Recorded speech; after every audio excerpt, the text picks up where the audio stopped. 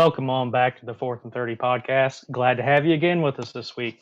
We've got some good things lined up. We got the NFL draft coming up here in a couple days. We had one controversial thing happen in the MLB, and then we've got a couple things planned for you at the end. So stick with us and stay tuned. We're happy for you to be here. As always, like us on Facebook. Subscribe to us on YouTube. It's still free every week. It's going to be free every week. We're never going to charge you to subscribe. But we appreciate all that. It helps us out. It helps us grow as a channel, and kind of fuels our fire. Make sure you're commenting on everything. We enjoy seeing those comments. We enjoy the regulars who comment. You guys are awesome. Keep that up. If you want to chirp us, chirp us. I mean, we're more than happy to chirp right back. So, but we'll go ahead and get into it. I think the first thing we wanted to do was give just some real quick draft takes. We'll probably cover the draft more in depth next week. But this week, to kind of just dive in just a little bit, Kyler, what do you see as a couple takes in the draft this year? Well, there's been a lot of talk about teams trading up, and there's been a lot of talk about the quarterbacks as well. We all know Trevor Lawrence is, going early. Zach Wilson, they're clearly the top two, and then you kind of have a crowd at the next three: Mac Jones, Trey Lance, Justin Fields. Which in recent news, it sounds like Mac Jones is, they're choosing him as the third best, followed by Trey Lance, and Justin Fields has kind of slid down a little bit. But obviously, you probably can't go wrong with any of these guys. And there is potential that a sixth quarterback goes in the first round, and Kyle Trask. I don't think it will, but it's possible. With so many teams needing a quarterback, it seems like this year there's a higher importance of trading up. Teams look at what the Chiefs did a few years ago with Mahomes. Trevor Lawrence is all pretty much a foregone conclusion, number one.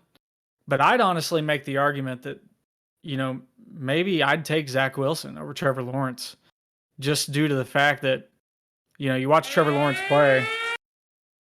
He's more of a pocket passer, and, other than Tom Brady, pocket passers, the mobility factor is starting to catch up in the NFL.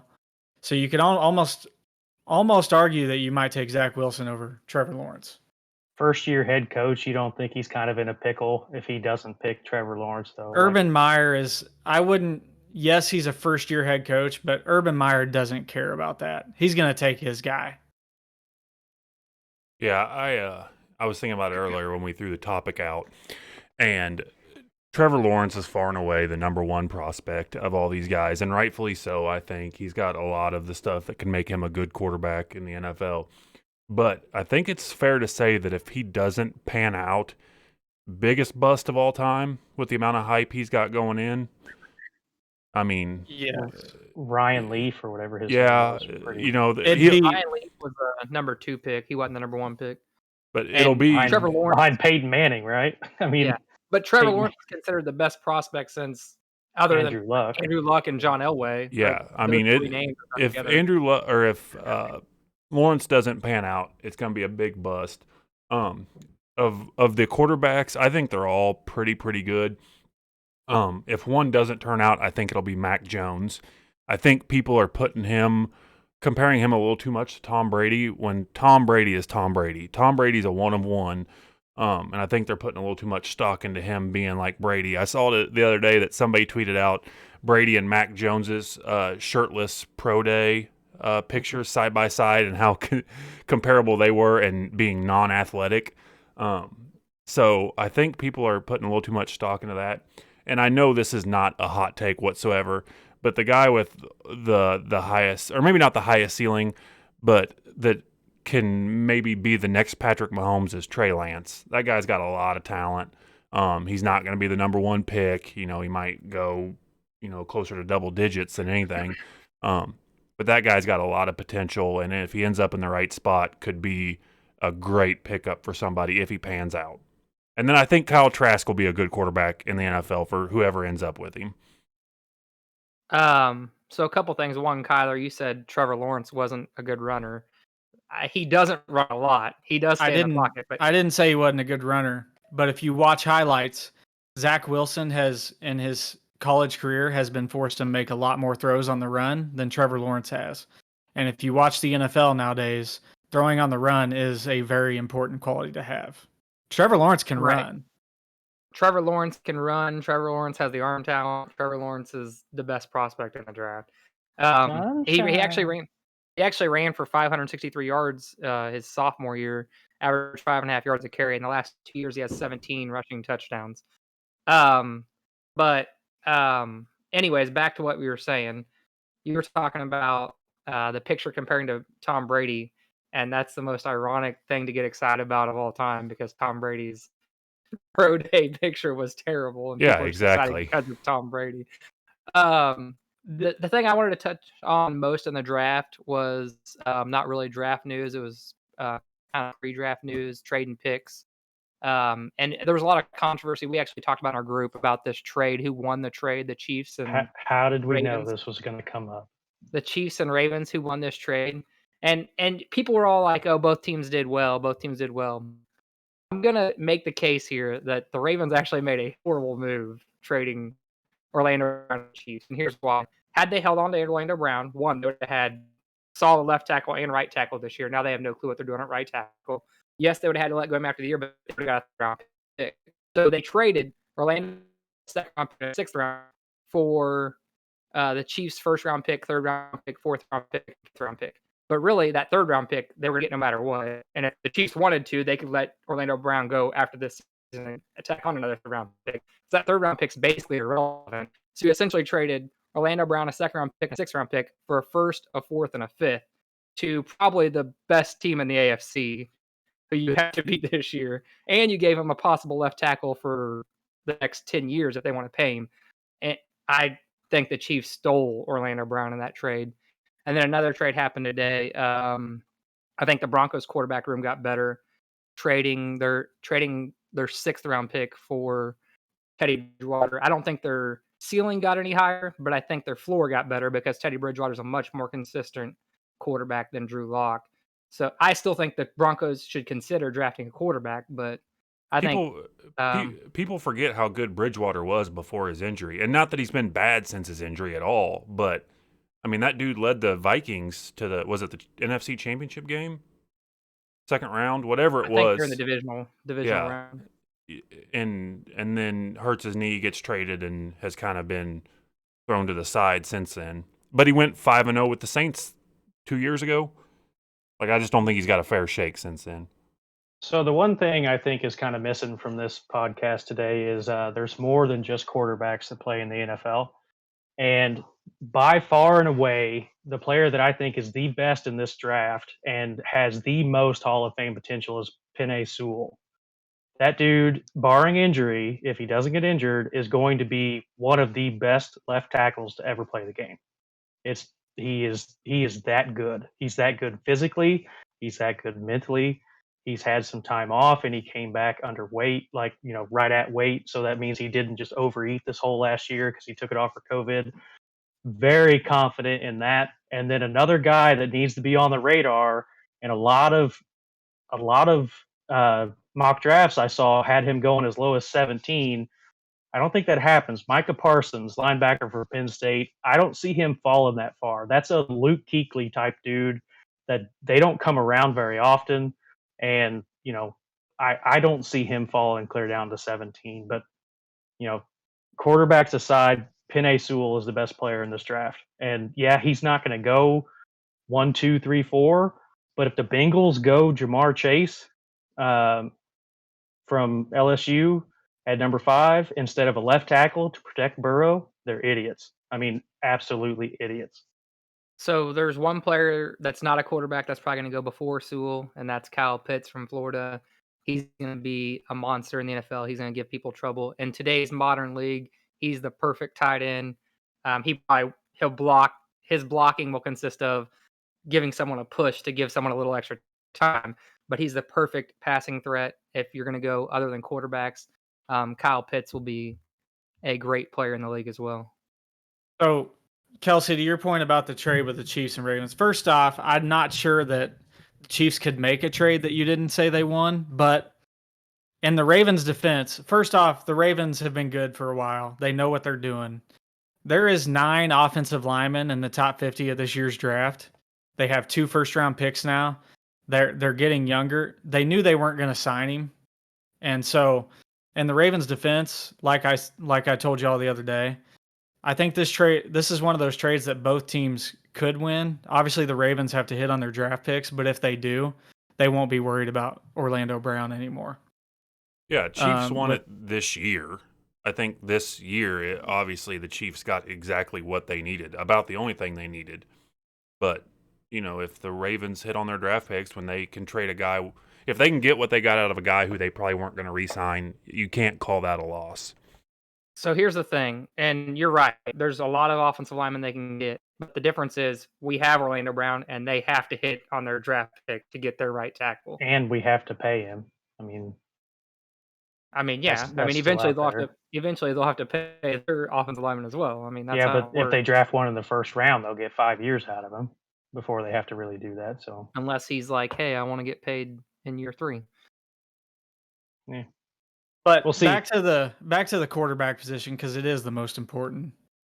I didn't say it wasn't the most important. I said there's other people that play the game of football. You guys say right now you're saying that Trevor Lawrence is the best prospect, which we all know.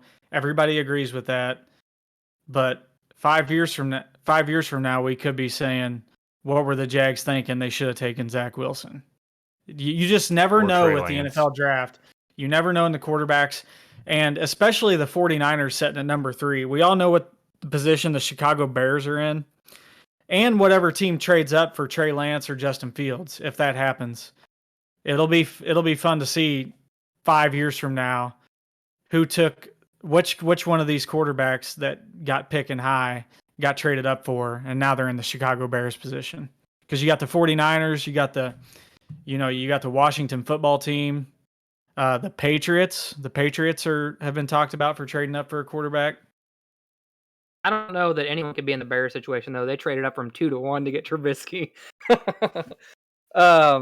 That's probably worse than anybody can do. That's about as bad as they can do.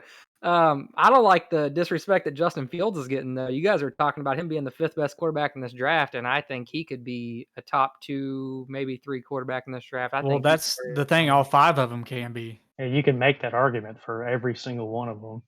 Yeah, there's one of them I don't think is. There's the big knock on Fields is that he doesn't make reads in the offense. He's not professional ready there. And I've read some stuff from, like, I believe Dan Orlowski was one of them, and a few other guys that just said that's just not true. That he does a good job of describing or disguising his progressions and whatnot. But that'll just be something to look for with him, is how he adapts to the NFL game. Because I think everyone agrees physically he's there, he's ready. But see how fast the professional game comes to him. So who would you guys take it? Obviously, there's been a lot of noise made about the 49ers at pick number 3. And all signs point to them taking a quarterback. Assuming Zach Wilson and Trevor Lawrence go 1-2, who would you guys take as the 49ers? Which one of those 3 quarterbacks? Trey Lance. Justin Fields. I'm on Trey Lance as well. Nobody's on who they're going to actually pick. Yeah, they're going to take Mac Jones. I guarantee it. And so Shanahan wants Mac Jones, but the organization wants Trey Lance. So that'll be interesting. But why does it seem like North Dakota State and Wyoming? You got Carson Wentz. That's a quarterback pipeline up there. Yeah. Dakota State's the best Division II football or Division I AA football school there is, or FCS, whatever they call them now. Because if they're going to throw a football over the mountains, they're way the hell over there. So. Yeah, why did neither of them guys have the nickname Uncle Rico? Alrighty, so we'll table the draft talk for next week after the draft happens. See if any of these takes were right. See if there's any more trades. The Falcons at 4 could be trading if somebody's really desperate. So there might be some fun stuff happen there. There was a controversial thing happening in the MLB over the past week that we want to get to. Madison Bumgarner's 7-inning no-hitter. So does somebody want to set that up so I can knock it back down? 7-inning no-hitter is exactly correct. He went the complete game and threw a no-hitter. That's a no-hitter. So, thank you for setting that up. Here's why you're wrong. So, there have been 49 no-hitters broken up in the ninth inning since the year 2000. 49. That means there's been 49 players make it past the seventh inning with a no-hitter going.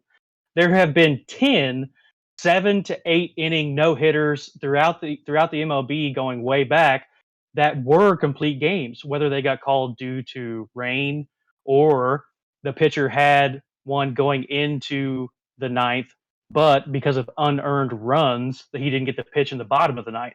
That still doesn't count as a no-hitter because he didn't face 27 or he didn't get 27 outs. So if you're going to give Madison Bumgarner a no-hitter for his seventh inning appearance in a doubleheader, no, because then you have to go back and give one to all of these guys. It doesn't happen. You want to hear why Carl's wrong? So, one, if you get pulled before the ninth inning, obviously it's not a complete game no-hitter. That's common sense. You didn't pitch a complete game, you don't get a no-hitter. Like, your team pulled you. That's different than pitching 7 games. What about a rainout? A rainout is a different story. In my opinion, there's been 10 of those. Okay, in my opinion, they should be no-hitters. They pitched what the complete game was. The problem is, we're talking about people going to the 8th inning, 9th inning with no-hitters and getting them broken up. He didn't have that opportunity. He pitched to 7 complete innings, completes the complete game. And the MLB said that was the end of the game. Going into the game, that was the end of the game. That's the rule. So you can't get a no-hitter then? There's no opportunity? That's the dumbest thing I've ever heard. That's terrible rule. A no-hitter has to be 9 innings. It's unfortunate that it was a 7-inning game, but here's why. He had thrown 98 pitches. He wasn't pitching that whole game.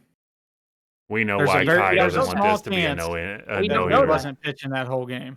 We don't know that. That's the difference. And plus, it was a doubleheader, and the Braves only got 1 hit in the first game of the doubleheader. So they clearly weren't even there to play that day. So no, it wasn't a no-hitter. Maybe you should thank the Braves, but still, he pitched a no-hitter. The Braves should be in the in a full game. You can't tell them. You don't know what was going to happen the next 2 innings if they had played them. That's exactly. Exactly. He would have had maybe a 2% chance of getting the no-hitter. But he pitched a complete game no-hitter. They didn't give him the opportunity to say it. Other people that you're bringing up, they did not pitch a complete game no-hitter. He pitched a complete game and a shutout, but since it's not 9 innings, it's not a no-hitter. He allowed 0 hits in a complete game. That's a no-hitter. Okay, there's a new rule in Major League Baseball on I understand the rule. I get it. No, there's a new rule now. I'm making a new rule. If there's a no-hitter after 7, you have to keep playing the game for 9 innings. Or until there's 1 hit. Or until there's a hit. Hitter loses Even if it's 1-0, you get a hit, game's over, you lose. Thinking that rule change is a good idea and not just saying that he should have a no-hitter through 7 innings baffles me. So if there's 49 no-hitters broken up in the 9th, how many do you think were broken up in the 8th? I mean, good Lord. The numbers just get astronomical. And That's so not a the 7-inning complete game, they're doing it to save time. So there's no argument to be made. It's not a You want to save time if you're pitching 9. If you're really worried about saving time in baseball games, play 95 games instead of 100 and however many. Save time there. You don't save watch 2 till months. August, dude. Because there's 162 games or whatever. It's too many games. Never going to be agreed on because he pitched everything that was presented to him and allowed 0 hits. It's not his fault. Let me get this straight. The game changed it to 7 innings. The MLB thinks it's a good idea to make 7-inning doubleheaders, but takes the DH out of the NL. That's all I need to know. Rob Manfred. Speaking of rules changes, in a affiliate league of the MLB called the Pioneer League, they're switching to a new way to decide tie ball games at the end of 9, not at the end of 7, at the end of 9. And it's actually kind of cool. So they're going to do a home run derby. What if it's a doubleheader? 7 innings. Who knows? But they're going to do a home run derby of sorts where each team gets to pick 1 player, and then that player gets 5 hits. And, most home runs win. If it's tied, they pick another player. 5 hits or 5 pitches? 5 hits. Oh. Exactly like the home run derby. You get 5 outs or whatever. So I think that's a really good idea.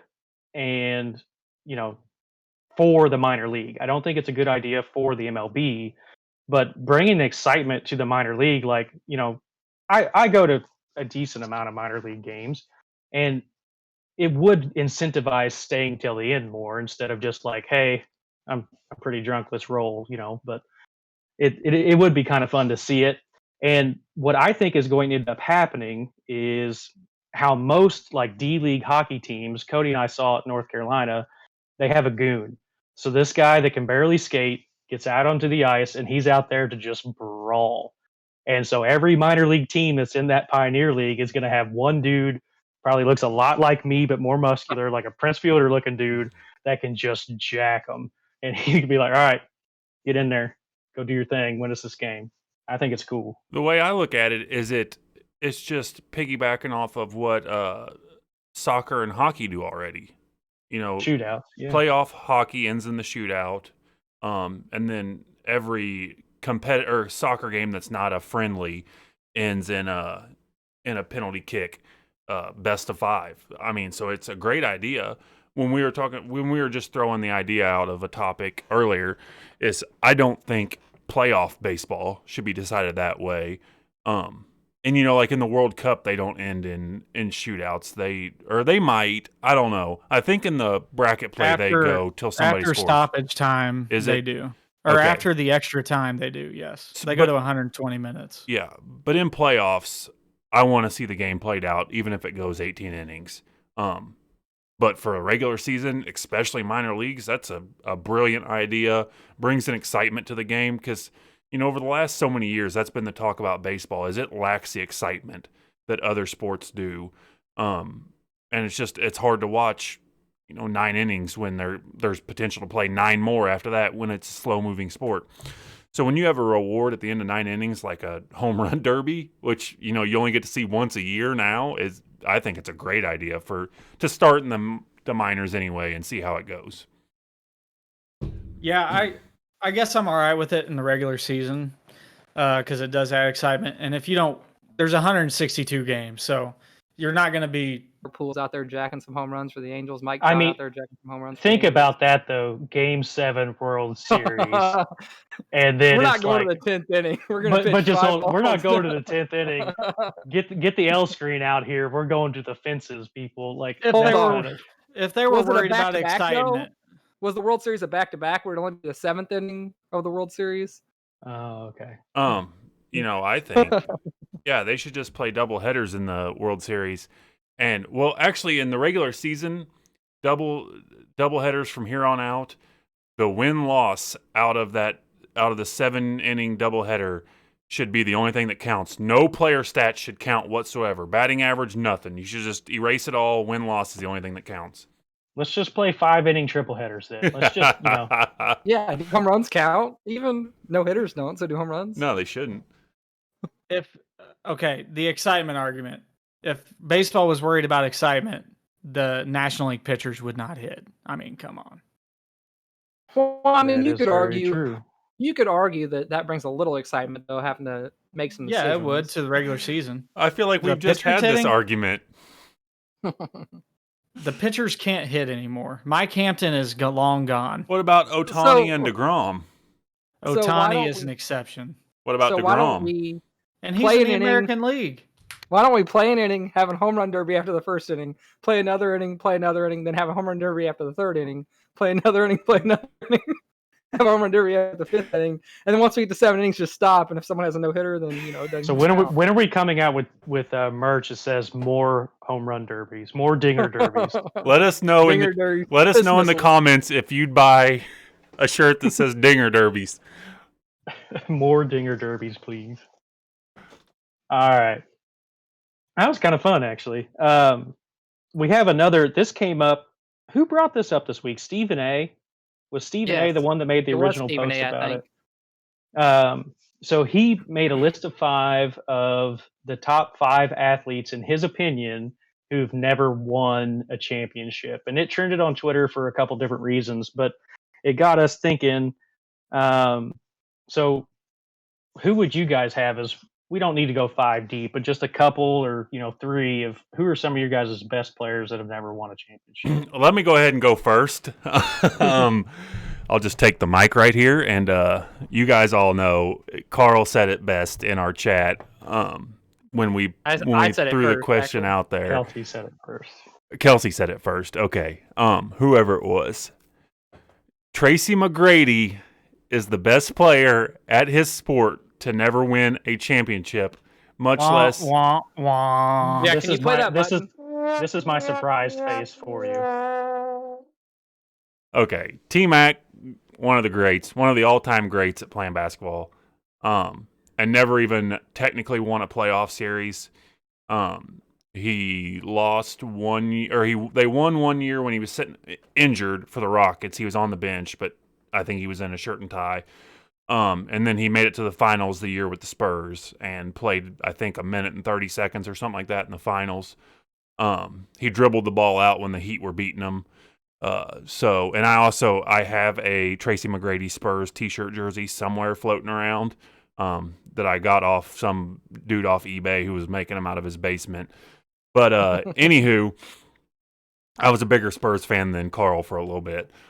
But T-Mac never even made it. That's the big thing about T-Mac and why people knock him is he never made it out of the first round being the man on the team. But I will always tell people to go back and look at those 2 series against the Jazz where they played them back-to-back rounds or back-to-back years in the first round. And there was one game, I believe it was a game 7, it was a closeout game, I believe game 7. T-Mac scored like 50, 10, and 10 or close to it. And Yao was the only person who scored double digits on the team. Like, there's just some times where you just get unlucky as athletes. And that was the story of T-Mac's career, whether it be taking a while to progress into an all-star player, not being able to get over the hump as the man, and then injuries burning out his career early. T-Mac's that guy for me. So T-Mac is definitely not the best to not win a championship. We have the all-time home run leader, Barry Bonds, who never won a championship. And baseball is a little bit different, but I mean, Barry Bonds is arguably the greatest hitter of all time and didn't win a championship. He is number 1 far and away on my list. Behind him, I'd throw in Karl Malone. Karl Malone, up there in all-time points. And even Allen Iverson. Allen Iverson never really had a championship caliber team in basketball, and that dude was special. So basketball, where it gets a little hard for me is having only 5 players on the court and then your bench, but you have the most impact on your team. Mm-hmm. And so it's a little hard, like in baseball and in football, you can just get sucked down the rabbit hole where you're this giant star, but you just can't do anything because it's such a team sport. Whereas like, your Jordans, your LeBrons, your Kobe's, like they can get you there because they're that darn good. So my list is kind of baseball heavy. Barry Bonds, I don't believe is the greatest hitter of all time, but I'm going to leave that alone. I'm going to go way back. Ty Cobb. So Ty Cobb is a person, everybody knows his name. Everybody knows who he is. Yeah, he played way long ago. He made it to 3 World Series, but he never got over that hump. He lost Game 7 in 1909. The dude had a career 366 batting average. Like, for multiple decades, when you thought of great hitters before Pete Rose came along, Ty Cobb was the first person on your mind. So I really do think, in my opinion, and I know I hate to go old school because a lot of people, it's just a different game. People were different back then, but he was so much better than everybody else, and he just couldn't get it done. So Ty Cobb was on my list. Barry Bonds was on my list. Neither one were number 1. I actually made a list of 10 guys, and Tracy McGrady did not make that list. You're wrong. So but go ahead. A guy that I think probably wouldn't get a lot of mention in this because of the position he played. Anthony Muniz, left tackle for the Cincinnati Bengals in the 80s. Probably the best offensive lineman to ever play the game of football. I actually have like 5 football players on my list. Barry Sanders, definitely a top 3 running back. Dan Marino, talent-wise, top 5-3 quarterback. But Anthony Muniz might be the best offensive lineman to ever play the game. They made the Super Bowl, I think, 1 year, made the AFC Championship a couple times. Never had the opportunity to win a Super Bowl, and that's a perfect example of what Carl said. It doesn't matter how good an offensive lineman you are; it just isn't enough. And I think most people consider him the best offensive lineman ever. Never won a Super Bowl. Yeah, I was when I was thinking about it with my allegiance to T-Mac, I wouldn't sleep tonight if I didn't say T-Mac. But Dan Marino would have been my had I left T-Mac off the list, Dan Marino would have been my guy. He's just an exceptional talent and just never could quite get over the hump. But that speaks like what Carl was saying about with football and basketball being and baseball being all different sports is, yeah, for as great as Dan Marino was, he just didn't have enough help around him. You know, the best guy in the league for how many years. It doesn't matter if you don't have wide receivers to throw to, or you don't have offensive linemen to block for you, or you don't have a defense to shut the other team down. There's so many other factors. So you want to hear all the guys I had listed above T-Mac, Cody? What? No. Barry Sanders. What was next Anthony on the Nunez, list? Carl Malone, Barry Bonds, Dan Marino, Randy Moss, Ken Griffey Jr., Allen Iverson, Charles Barkley, LaDainian Tomlinson, and Ty Cobb. Okay, let's see. So LaDainian Tomlinson, you hit one on my list. You didn't say Griffey Jr. Griffey Jr. never did you? I did say Griffey Jr. And then the question is best athlete to never win a title. The best athlete ever is Bo Jackson. He never won a title. So he's Baseball the only player. or football. Yeah, but that's a tough one to do because. Well, yeah, he got critically injured in 1991 when his injured career himself. started in '86. All right, in all my he never won. In all my post show notes here, I make a list as we go because I have to bleep out people's bad words and whatnot. I have here at 31-38. Go through and bleep out all the names Kelsey said because he knows in his heart of hearts that T-Mac is number one. Got it. All right. Why? All right. Cool, guys. Cool. All right, so that's probably going to wrap it up for Never Won. It's kind of an interesting conversation, with the different sports. Each sport is, the more they're the same, the more they're different. It's just, it's hard to pick between them. And there's probably some hockey players that are on there, but we just don't follow hockey as much, and it's, harder for us to do. If you've got a hockey player, leave them in the comments. We'll be glad to Google them the same as you probably did. So, next week's episode, we'll tell you about the greatest Fire Ants players of all time. We got a couple minutes here. Cody said this a couple weeks ago. He never got back to it. Cody, why don't you go ahead and unload your Fernando Tatis story? Okay. So I was raised not in a split household, but I was raised my mother and my family and all my friends being Cardinals fans, which was hard to deal with. When my babysitter's husband was a lifelong diehard Cubs fan. And he had some bad influence on me on a kid that didn't pay off until 2016, and I've been a Cubs fan since day one. But in my childhood, having friends and family that rooted for the Cardinals, I cheered for both teams, not knowing what that meant. My mother and my friend's mother took me to Cardinals games all the time. And I got tired of wearing my Cubs gear to Cardinals-Astros, Cardinals-Braves games, whatnot. So I started watching the Cardinals, and I fell in love with Fernando Tatis. He was my favorite player on the team, the only player I cheered for. Went to a game. It was Cardinals-Astros. It was the middle of summer. It was beautiful weather. I have my Fernando Tatis T-shirt jersey on. And I have a Cardinals hat that has the logo on the side, but it says Tatis number 23 right here in the front of the hat, great big, all black, murdered out outfit, looking fresh. My mom gets us seats, first row, third base line, right where Tatis plays. Middle of the game, foul ball over. Tatis comes and gets it, throws it to a kid in the crowd. Gets it, throws it to a kid in the crowd. I swear, looking back on it, there was 50 foul balls hit down the third baseline that game. And so, but we're sitting just far enough behind the line that most of them are coming up short of where we're sitting. Finally, one lands, directly in front of me. And I had long enough arms back then, I could have reached down and picked it up myself. Tatis walks down right in front of us, picks the ball up, looks up. I'm sitting here with my Tatis jersey on, my Tatis hat on.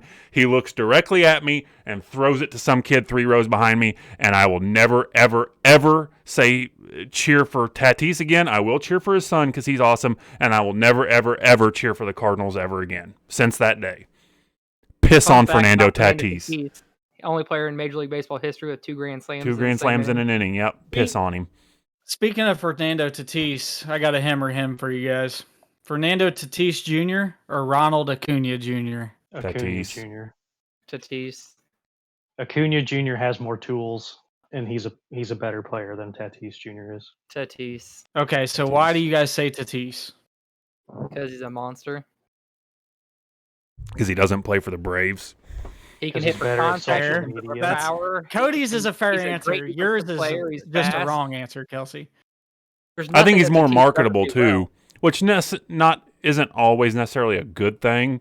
But I think he's definitely a better franchise player in a sense that he's going to get you more fans because he's very flashy, flamboyant. He got more fans because San Diego had 0 fans before he started playing. It is And when the the bar Braves is had a that fan low, base. it's pretty easy to go up. Does anybody in here believe in the wins above replacement stat? Yeah. Oh, here we go. Acuna's is double. Next question. All right, hold on. Don't worry, I'm looking it up. Okay, well, I got something for We're us in gonna the look up the meantime. stats. We're gonna look up stats if you're gonna do that. All right, real quick. All right, let's just start with batting average. 317, 277, 246. Where was I just What had, are you looking at? I'm looking at Tatis's batting average. Tatis's career? Yeah. And Acuna is 293, 280, 250. He hasn't even batted 300 once in his career. Home runs 26, 41, 14. 20. Okay, Acuna has more home runs, but Tatis better batting average. As good a defensive player. Tatis a fantastic defensive player. leads the league in errors this year. Which, granted, he is a 6'3" shortstop. That makes things a little more difficult, but Tatis also strikes out a lot more than Ronald Acuna. Has less stolen bases, less home Acuna's runs, on slugs base less. percentages. Yeah. Acuna's on base percentage is better. He scores a lot more runs. And this is nothing against Tatis, but the dude has 7 home runs and 9 RBIs this year. that just means the bats in front of him can't get on base. Maybe. Well, I May mean, 1st he's been Saturday. injured for half the year. And it's what you guys tell me all the time. It's 23 games in the season. Royals have the best record in this podcast right now, but it's just 20 games into the season. Yeah, I'm talking about career, not season. Okay, Zero worries there. Go ahead. we got about 2 minutes left. Let's rattle this off real quick. I've got another new one for us, similar to Off the Dome, but you can take a second to think about this one if you want. Let's just keep it moving. This is GOAT by team. Okay, we're not talking overall GOATs like MJ, LeBron debate, whatever else. This is GOAT by team. So this has subject to a little more opinion, in my opinion. All right, first team. In my opinion, there's more. How far down the opinion hole are we going here? In my opinion, of Kelsey's opinion, this could get pretty deep. All right, this one I feel is pretty difficult because it's said team, but Washington football team, greatest player of all time. Chase Young. That of all time? They've only been around 1 year. Joe Theismann. Joe Theismann, He played for the Washington Redskins. Okay, Lawrence Taylor. Wait, what? You mean Sean Taylor? Sean Taylor. Same thing. That was my pick. I was looking beforehand, and Sean Taylor's like number 15 on like Bleacher Report's top 10 Washington. Had Sean Taylor's career been longer, he might have been. And that's why I picked him. As if he had played 15 years, I think He was it'd probably a been phenomenal athlete. Okay, Memphis Grizzlies in the NBA. Mike Conley. Zebo. Mark Gasol. I'm going Zebo. Mark Gasol and Mike Conley were 2 and 3 for me, but I'm going Zebo. That dude defined the grit and grind Grizzlies, which was the only time the Grizzlies have ever had success. St. Louis Cardinals. Ooh, Albert Pujols. you're a butthole for that one. Probably Bob Albert Gibson. Pujols. I'm going Albert. Bob Gibson was a monster. I was going to say Bob Gibson, and I'm going to go Ozzie Smith. Albert Pujols. Well, you're had just the wrong. best- yeah, Albert Pujols had the best 10-year span of hitting of all time.